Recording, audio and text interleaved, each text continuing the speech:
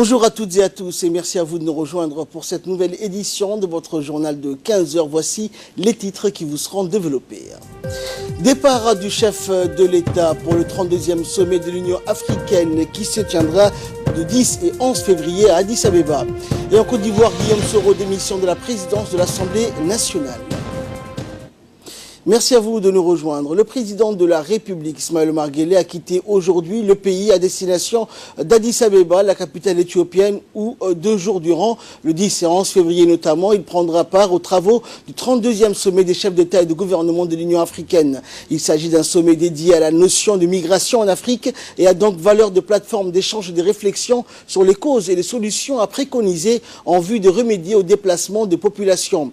Au cours de cette rencontre, les leaders du continent noir seront surtout conviés à apporter leur adhésion à la mise en place de mécanismes et conventions nécessaires à la marginalisation, à la source des phénomènes qui sont à l'origine des déplacements des populations et des migrations. Ce 32e sommet du continent noir sera donc l'occasion pour l'Union africaine de renforcer ou de créer de nouvelles structures d'action et de régulation des phénomènes dont les conflits armés à l'origine des fortes migrations en Afrique. Ce sommet servira également de plateforme à une souscription générale et définitive de tous les pays africains en matière de reconnaissance de droits de plus en plus ambitieux, dont celui du travail consenti aux personnes ayant un statut de réfugiés. Le 32e sommet de l'Union africaine disposera enfin à ce que les pays membres de l'organisation panafricaine ratifient l'accord sur la zone de libre-échange continentale.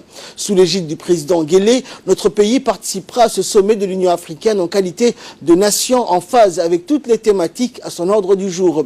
Havre de paix et de stabilité dans une région marquée par des conflits à répétition, la République de Djibouti est connue pour l'accueil et la prise en charge régulière qu'elle accorde aux populations fuyant les guerres. Elle fait également office de fer de lance dans toute l'Afrique en matière de concession de tous les droits, notamment celui de travail au profit des réfugiés. À travers son déplacement de contingents dans les pays en conflit en Afrique, Djibouti donne aussi les gages de sa convergence naturelle de vue avec le projet de renforcement ou de création nouvelle de forces efficientes d'interposition dans les continents noirs. Outre sa participation à ce sommet de l'Union africaine, le président Guelleh prendra également part à une série d'autres activités qui se déroulent en marge de la réunion de l'organisation panafricaine. Sa participation mardi prochain à une séance de travail de la Commission économique des Nations Unies pour l'Afrique et la CEA fait partie des activités que le président Guelleh aura en marge des travaux du sommet de l'Union africaine.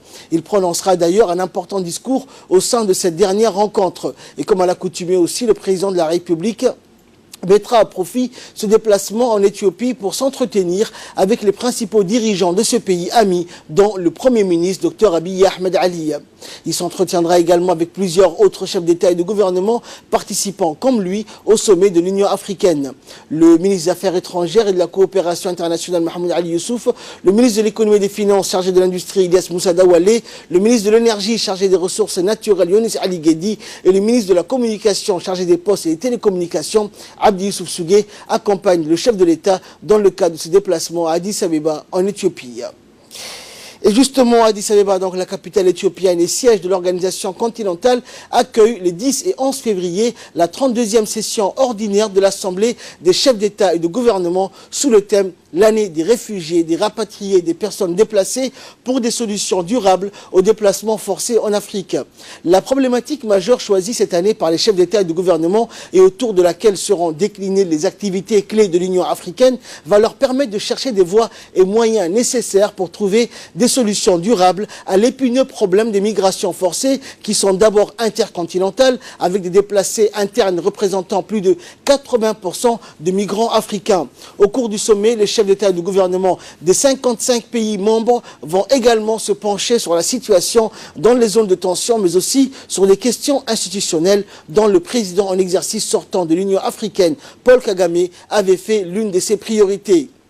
La réforme de la Commission fait aussi partie des points donc à l'ordre du jour. Il faut signaler que le sujet est toujours sensible jusqu'en novembre 2018 et la majorité des États avaient rejeté le projet de donner au chef de l'organe exécutif de l'Union africaine le pouvoir de nommer ses propres adjoints et commissaires. Les chefs d'État et de gouvernement devront en outre pousser les pays qui ne l'ont pas encore fait à ratifier l'accord sur la zone de libre-échange continentale, la ZLECA, pour permettre son entrée en vigueur. Au total, 49 des 55 pays membres de l'Union africaine ont déjà signé l'accord portant création de la ZLEC et 13 d'entre eux l'ont ratifié selon les chiffres de l'organisation. Également, donc, la 32e session ordinaire de l'Union africaine s'ouvre demain donc à Addis Abeba et se poursuivra jusqu'au 11 février. Le président de la République, Ismaël Omar Guelleh, se rend aujourd'hui même à Addis Abeba pour prendre part à cette session. C'est dans ce cadre que l'ambassadeur de Djibouti à Addis Abeba, Mohamed Idriss Farah, nous a accordé une interview dans laquelle il a donné des détails donc, sur les questions à l'ordre du jour. Le thème retenu cette année, a-t-il dit, est les migrants donc, et les personnes déplacées à cause des guerres et aussi un autre thème sur la zone de libre-échange continentale africaine connue sous le sigle ZLECAf. On écoute le diplomate djiboutien. Le sommet, cette 32e session de la conférence est importante à plusieurs égards.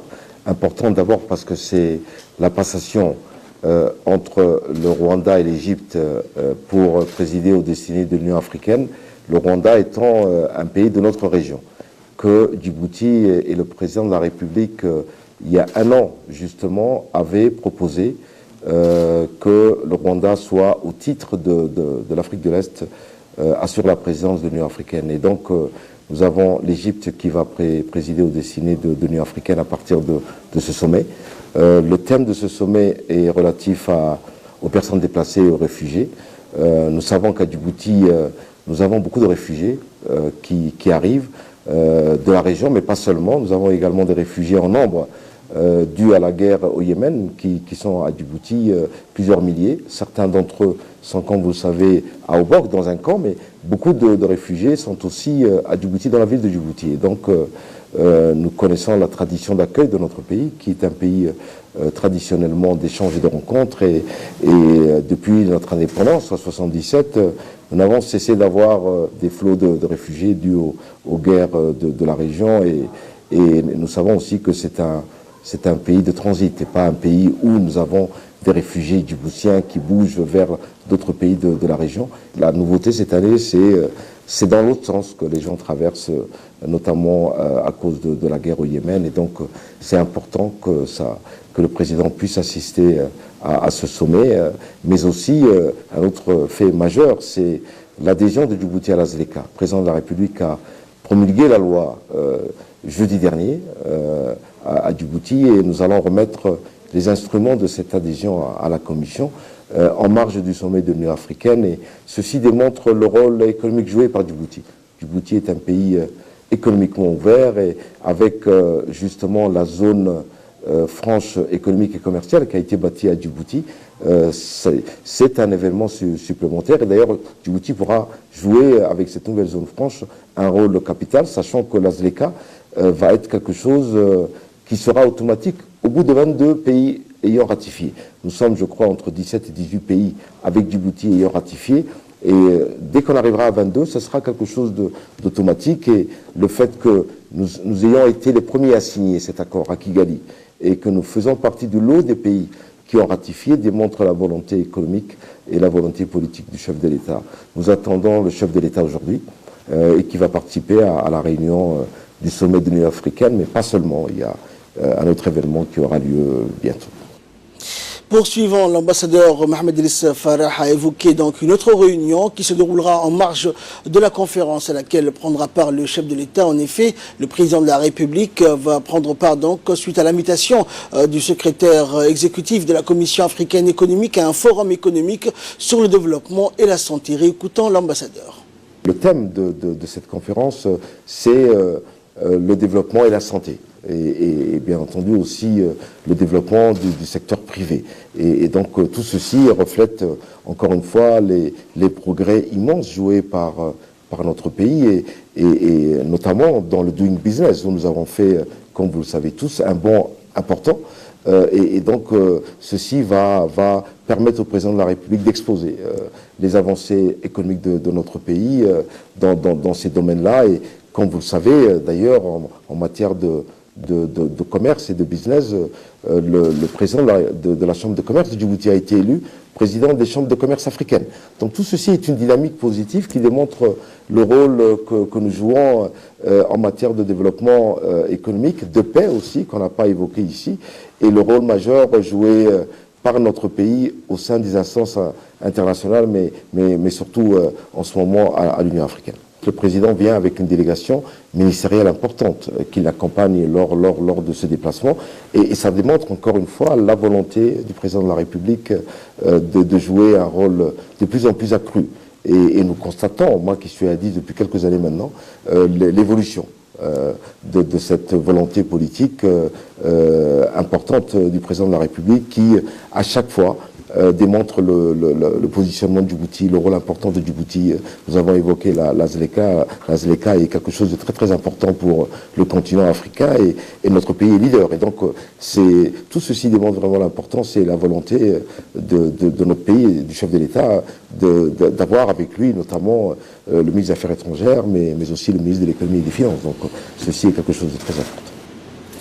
En nouvelle nationale, à présent, le ministre des Affaires musulmanes, de la Culture et des Biens-voir, Moumin Hassan Barre, s'est entretenu hier au Caire avec le secrétaire général de l'OCI, l'organisation de la conférence islamique, Dr Youssouf Ben Ahmed Al-Uthaymin.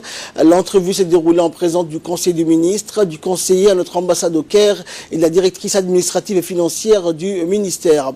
Le ministre Moumin Hassan Barre a tenu à féliciter le secrétaire général de l'OCI pour le grand succès qu'a eu la première édition du festival culturel et artistique organisé en Égypte sous le thème « Une nation et des cultures multiples, la Palestine au cœur ». Le ministre a souligné l'importance que joue la culture dans le rapprochement des peuples et d'ajouter que la culture devient l'un des éléments influents de la puissance douce, soft power, et aussi un des moyens efficients de la diplomatie populaire. De son côté, le secrétaire général a remercié le ministre pour la participation de Djibouti à ce festival, le premier de son genre, et qui permettra de faire connaître la diversité des cultures et des traditions au sein de la communauté musulmane. D'autre part, il a salué le rôle et la contribution de notre pays au sein de l'OCI pour atteindre ses objectifs escomptés visant à resserrer les rangs et consolider la solidarité islamique et aussi de relever les défis auxquels font face les pays musulmans. Lors de cette rencontre, les deux parties ont salué le niveau des relations entre l'OCI et les différentes institutions djiboutiennes. Elles ont examiné aussi les moyens de développer les liens de coopération et de concertation pour les questions d'intérêt commun. Rappelant enfin que l'Organisation de la coopération islamique, l'OCI, est la deuxième organisation intergouvernementale la plus importante après l'ONU. Elle compte 57 États membres repartis sur 4 continents. Dans le cadre de la redynamisation des centres de développement communautaire, le siège de l'UNFD a abrité ce week-end une réunion présidée par la vice-présidente de l'UNFD, Hasna Ahmed Bilil, en présence de la secrétaire générale de l'UNFD, Fatouma Moussa Abdi, de la directrice des CDC, Ruqia, ainsi que des responsables de deux institutions. Cette réunion, la première d'une longue série de réunions prévues dans ce cadre, avait pour objectif la mise en place d'ateliers de compte dans les CDC, mais aussi d'autres moyens de promotion et d'épanouissement des jeunes. Elle intervient par ailleurs après un important don d'équipement de l'UNICEF en faveur des centres de développement communautaire lundi au stade de Gouled, et l'UNFD, structure par excellence d'intégration sociale, apportera sa contribution par la mise à disposition de son personnel compétent. Dans le cadre de l'épanouissement de la ville de Djibouti, la mairie de Djibouti a lancé un appel aujourd'hui aux usagers qui utilisent la voie publique comme coin de rue. Et le directeur du service technique de la mairie de Djibouti, Ousmane, et le sous-préfet de l'arrondissement, et des cadres de la mairie se sont rendus sur la rue de Venise, pour sensibiliser les utilisateurs de ces sites et les informer du processus en cours de mise en place pour évacuer ces sites. Les responsables de la mairie et de la préfecture ont donné un délai précis aux usagers de quitter les lieux et qui jettent des détritus dans la mer, car cet endroit est considéré comme un lieu beaucoup fréquenté par les citoyens et une des artères les plus importantes de la capitale, notamment pour le commerce. À noter que cette opération s'inscrit dans le cadre des opérations de nettoyage de propreté menées par la mairie de la ville de Djibouti.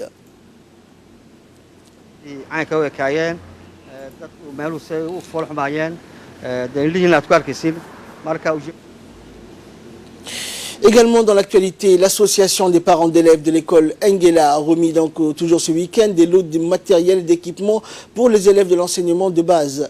L'événement s'est déroulé à l'école d'Engela en présence de la présidente des réseaux RNDS, donc Bokha Ahmed, du directeur de l'école, ainsi que des enseignants et des membres de l'association des parents d'élèves. L'objectif étant d'aider les élèves scolarisés dans l'établissement scolaire afin qu'ils aient les matériels adéquats pour étudier dans les meilleures conditions. Les lots de fournitures scolaires étaient composés donc de cahiers, de paquets de stylos et entre autres matériel didactique offert par l'association APE. Le ministère de la Santé informe la population qu'une mission médicale donc, de l'association Mécénat Chirurgie Cardiaque va séjourner à Djibouti du 10 au 15 février. Cette mission médicale spécialisée en provenance de l'Europe va fournir donc, des activités de consultation pour les enfants présentant des malformations cardiaques. L'objectif de cette mission médicale est de dépister et de sélectionner tous les enfants souffrant de malformations du cœur et qui ont besoin d'une opération de chirurgie d'urgence. Ainsi, le ministère de la Santé demande aux parents d'enfants souffrant de malformations cardiaques de venir massivement au niveau de l'hôpital général Pelletier dans le service de cardiologie. Sport à présent, le Stade Goulet et le Centre technique national ont abrité hier après-midi 4 rencontres dans le cadre du 8e de finale de la Coupe de Djibouti. Le premier match a opposé Assas Djibouti Télécom contre le FC Dikil Assas Télécom a dominé donc la rencontre et a battu sur un score sévère de 5-1 grâce à un doublé de son attaquant vedette de Allé et un triplé de Fataye. Également, l'autre rencontre a opposé Arta Solar 7 face à l'équipe de Cité du Stade. La rencontre s'est soldée sur un score de 4-0 en faveur de l'équipe d'Arta Solar 7. Également, qualification du SDVK 2 pour le quart de finale, le SDVK 2 qui a battu Askar Tilé, donc AS Tilé sur tir au but. Et enfin, l'université de Djibouti a éliminé ACS Hayablé sur un score de 5-0. Et aujourd'hui, donc, 4 rencontres sont au programme, notamment le FC GR SID affrontant donc AS Jeune Diago, CDC Engela affronte FC Gendarmerie et le AD contre l'équipe de l'AS Sport et AS Barouaro sera donc fera face au CDC Group. Sport toujours, donc la première session ordinaire 2019 de l'Assemblée régionale s'est tenue ce week-end dans la salle de conférence du Conseil régional de Dikil. Cette réunion présidée par le président en exercice de cette institution régionale, Abdulrahman Yonis, a porté essentiellement sur 2 grands points, la validation du budget de fonctionnement et d'investissement de la région de Dikil et la mise en place d'une stratégie de recouvrement pour augmenter la recette de l'année 2019. Outre les membres des élus locaux ont pris part à cette session, le chef de service régional des impôts ayant donc fait part à l'Assemblée du fonctionnement de son service régional ainsi que les difficultés rencontrées sur le terrain. Dans la journée d'hier, l'association de jeunes pour le développement d'Obok, l'AJDO, a organisé une journée donc, de nettoyage de la plage en partenariat avec l'établissement Koubèche. Et dans le but donc de sensibiliser la jeunesse obokoise sur l'importance de l'environnement et d'éveiller les consciences de la population sur la nécessité de préserver l'environnement des plages. L'association a pour but donc de promouvoir le sport sur la plage et la protection de l'environnement ainsi que le projet de développement de l'écotourisme pour permettre à la région d'Obok de jouir de ses atouts. En prit part à cette initiative le préfet adjoint Amin Shamsan et le vice-président du conseil régional Ahmed Ali. Le succès de cette journée donc est revenu au président de l'association de jeunes pour le développement d'Obok, Moustapha Mohamed, qui donc a félicité les jeunes qui ont participé massivement à cette journée et qui a remercié l'établissement Koubèche pour son soutien, plus particulièrement Christophe Chenot qui a pris part donc, aux travaux de ces opérations. Pour ne plus utiliser la plage comme un dépotoir de déchets. À cet effet, nous avons mis en place un projet qui consiste à mettre en place un centre de loisirs, comme déposer des kiosques Et on va aussi déposer des chaises et des tables. Je profite de cette occasion aussi pour remercier notre partenaire Koubèche qui nous a soutenus, qui ont pris au sérieux notre initiative et qui nous ont soutenus dans ce projet. Et je tiens à remercier particulièrement M. Christophe, le directeur commercial de Koubèche, lui qui nous a soutenus, qui nous a donné beaucoup d'idées afin de lutter contre la dégradation de l'environnement. Et toujours au sport, nous restons à Obok. La 4e journée du championnat national de natation s'est tenue hier à l'escale d'Obok avec la participation des nageurs de Tadjoura accompagnés par le vice-président du conseil régional de Tadjoura et le président de la Ligue régionale de la natation de la ville blanche, Maki, accueilli donc à l'escale d'Obok où la compétition se déroulait grâce au vice-président du conseil régional d'Obok, Ahmed Ali, et du président de la Ligue régionale d'Obok de natation. Et donc plusieurs équipes, une cinquantaine de nageurs de la région, toutes catégories confondues, sans oublier les plus jeunes nageurs obokois, se sont affrontés. Et de là, nous passons à ce qui fait la une de l'actualité internationale. En Côte d'Ivoire, notamment, l'ancien chef de la rébellion ivoirienne, Guillaume Soro, a démissionné hier de son poste de président de l'Assemblée nationale. L'ancien chef de la rébellion ivoirienne, Guillaume Soro, à qui l'on prête des ambitions présidentielles pour le scrutin de 2020 en Côte d'Ivoire, a démissionné donc hier de son poste de président de l'Assemblée nationale lors d'une session extraordinaire qu'ils avaient convoquée. À cet instant précis, je rends ma démission, a-t-il annoncé, alors qu'il est en froid avec le chef de l'État, Alassane Ouattara. Refuser de démissionner conduirait à une crise institutionnelle. On ne peut risquer de mettre en péril la paix fragile. Pour conserver un poste, a-t-il ajouté. Guillaume Soro a été poussé à la démission par le président Ouattara après avoir refusé de participer à la mutation fin janvier de la coalition au pouvoir, le rassemblement des Houfouettistes pour la démocratie et la paix, en un grand parti unifié. L'Italie a commis une grave erreur d'après Antonio Tajani. À propos des tensions diplomatiques franco-italiennes, l'Union européenne dénonce l'attitude de l'Italie. Interrogé, le président du Parlement européen parle d'une grave erreur et d'un acte qui pourrait isoler l'Italie. C'est une grave erreur de la part du vice-premier ministre, M. Di Maio, d'être allé voir les Gilets jaunes en France. Je pense qu'il faut changer cette stratégie. L'Italie est isolée. Et nous devons coopérer et travailler avec la France. Bien sûr, il y a des problèmes, mais attaquer sous l'angle des Gilets jaunes n'est pas un bon choix. Nous sommes en faveur de la police, nous sommes en faveur des travailleurs et il est possible de changer l'Europe sans violence, a-t-il déclaré. Et pour le chef du Parti populaire européen au Parlement européen, les dirigeants italiens doivent cesser de se plaindre. L'attitude de l'Italie sera sans doute abordée la semaine prochaine lors de la session plénière du Parlement européen à Strasbourg, à laquelle assistera le Premier ministre italien. Et enfin, au Venezuela, la main tendue de Nicolas Maduro, distribuer de toute urgence l'aide humanitaire au Venezuela et organiser une élection présidentielle libre. C'est l'appel du groupe de contact qui s'est réuni pour la première fois cette semaine, composé de 8 pays européens, notamment la France, l'Allemagne, le Royaume-Uni, les Pays-Bas, le Portugal, l'Espagne, la Suède et l'Italie, et de 5 pays d'Amérique latine comme l'Uruguay, Costa Rica, Bolivie, Équateur et Mexique. La délégation n'a pas reçu le soutien de Washington pour qui le temps du dialogue avec Nicolas Maduro est terminé. Dans la réponse du président vénézuélien aux Européens, une main tendue, l'Union européenne et Federica Mogherini sont condamnées à l'échec si elles continuent à écouter et à obéir à l'extrême droite vénézuélienne. Nous rejetons l'idéologie du document du groupe de contact qui est partial, mais je suis prêt à disposer et recevoir tout représentant du groupe de contact et à établir le contact. Juan Guaido, le président autoproclamé du Venezuela, est déterminé à faire entrer vivres et médicaments dans le pays. Comme les États-Unis, il rejette tout dialogue avec le gouvernement.